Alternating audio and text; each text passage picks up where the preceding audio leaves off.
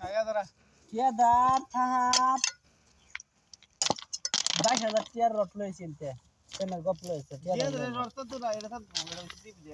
টিয়ার rod দেখতেছি দেখতে আইছি আর কইছে আদা কত কইছে 3-4,000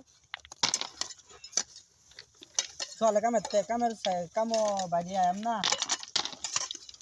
কামো বাড়ি আয়াম দনাই যাচ্ছি আয়া দেখতে আদা কত কইছে বলে না মানে হাই রড